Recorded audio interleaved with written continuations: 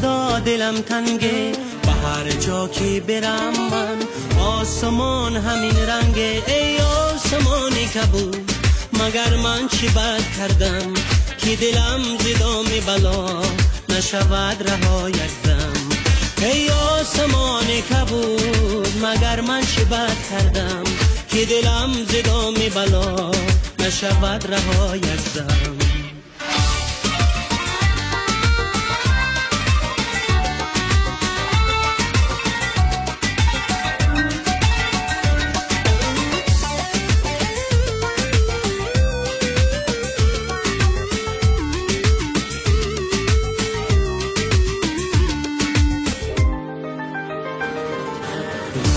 دلم چی خواهد شهد از لبش چشیدن، از او به یک اشاره از من به سر دویدن.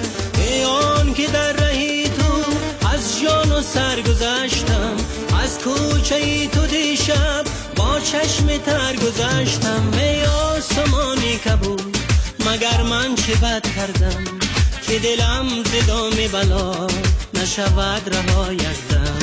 ای آسمان کبود مگر من چه بد کردم که دلم ز دام بلا نشود رها یک دم.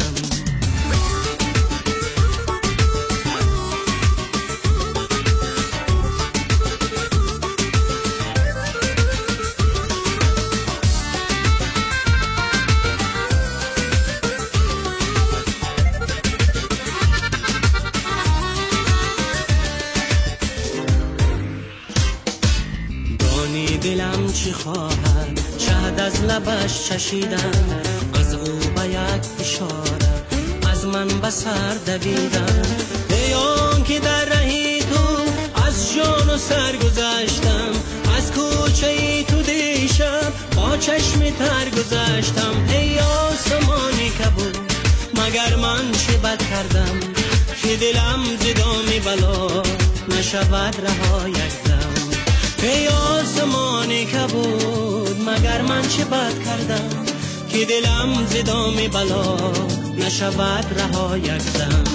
ای آسمانی کبود مگر من چه بد کردم که دلم ز دام بلا نشود رها یک دم.